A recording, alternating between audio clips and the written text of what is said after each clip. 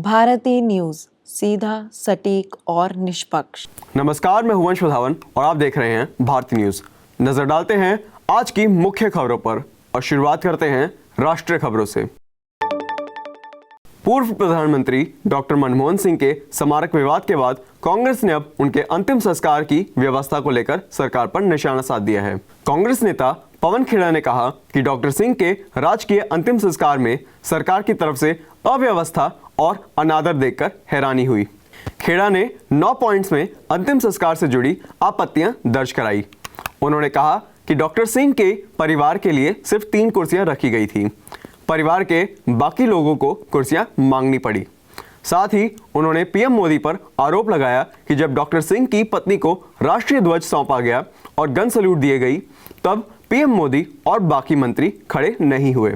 खेड़ा ने कहा कि डॉक्टर सिंह सम्मान और गरिमा के हकदार थे और इस अव्यवस्था ने सरकार के लोकतांत्रिक मूल्यों की कमी को साफ दिखाया है। प्रधानमंत्री नरेंद्र मोदी ने साल के आखिरी रविवार को 117वीं बार मन की बात की। पीएम ने संविधान दिवस और महाकुंभ का जिक्र किया। उन्होंने कहा कि जब हम कुंभ में भाग लें तो समाज में विभाजन और नफरत की भावना को खत्म करने का संकल्प लें। पीएम ने वेव समिट, कालाहांदी की सबसी क्रांति, बस्तार ओलंपिक और कुरुक्षेत्र के मलेरिया रोकथाम के प्रयासों के बारे में भी बात की। ये इस साल का 9वां और आखिरी एपिसोड था। लोकसभा चुनाव के कारण मार्च, अप्रैल और मई में एपिसोड्स टेलीकास्ट नहीं हो पाए थे। आपके संयोजक अरविंद केजरीवाल ने रविवार को प्रेस कॉन्फ्रेंस करते हुए कहा कि बीजेपी ने दिल्ली में ऑपरेशन कमल शुरू कर दिया है। उन्होंने आरोप लगाया कि बीजेपी इस बार फर्जी वोटिंग के सहारे जीतने का प्लान बना रही है। पूर्व सीएम ने कहा कि पिछले 15 दिनों में वोटर्स की आंकड़ों में गड़बड़ दिख रही है। उन्होंने बताया कि 5000 नाम कटवाने और 7500 नए नाम जुड़वाने के लिए इलेक्शन कमीशन को एप्लीकेशन दी गई है। केजरीवाल नई दिल्ली विधानसभा सीट से चुनाव लड़ रहे हैं, जबकि कांग्रेस ने उनके खिलाफ संदीप दीक्षित को उम्मीदवार बनाया है। बीजेपी ने अब तक किसी सीट के लिए उम्मीदवार का नाम का अनाउंसमेंट नहीं किया है। अब आते हैं अंतर्राष्ट्रीय खबरों पर। अमेरिका में इलॉन मस्क और डोनाल्ड ट्रंप के कुछ समर्थकों के बीच भारतीय प्रव्रजन को लेकर बहस तेज हो गई है। मस्क और भारतीय नष्ट के नेता Vivek Ramaswamy merit based immigration reform यानी H-1B वीजा का समर्थन कर रहे हैं, जबकि वहीं ट्रंप के कुछ समर्थक जैसे लॉरा लूमर, मैट गेट्स और एना कोल्टर इसके सख्त खिलाफ हैं।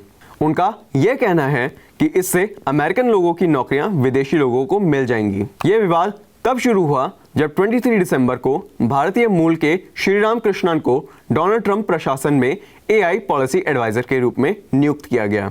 चेन्नई में पड़े हुए श्रीराम कृष्णन की नियुक्ति से ट्रंप समर्थक लॉरा लूमर नाराज हो गई थी और उन्होंने सोशल मीडिया पर अपनी नाराजगी जाहिर की।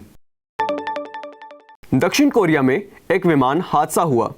मुआन हवाई अड्डे पर एक विमान लैंडिंग के दौरान रनवे से फिसल गया। इस हादसे में 179 लोगों के मारे जाने की खबर है, जबकि 2 लोग इस खौफनाक हादसे में बच गए। दोनों घायल हालत में हॉस्पिटल में एडमिट हैं। ये दोनों ही विमान क्रू के सदस्य थे। अब बात करते हैं व्यापार जगत की खबरों के बारे में।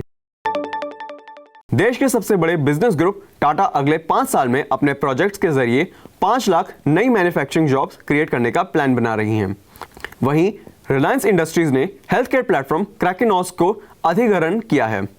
ये डील 375 करोड़ रुपए में हुई है। साल 2024 को अलविदा कहने से पहले 30 दिसंबर से 5 जनवरी के बीच 2 नए IPO शेयर मार्केट में एंट्री कर रहे हैं।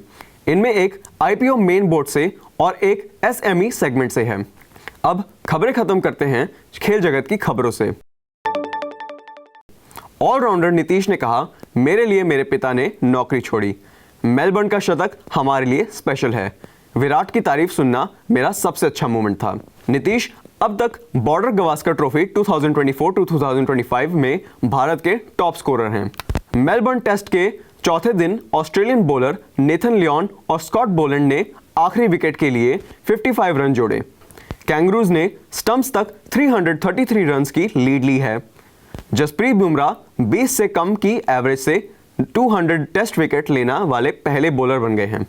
आज का बुलेटिन यहीं समाप्त होता है। देश दुनिया की बाकी खबरों के लिए देखते रहिए भारती न्यूज़। मैं हूं वंश प्रधावन। धन्यवाद।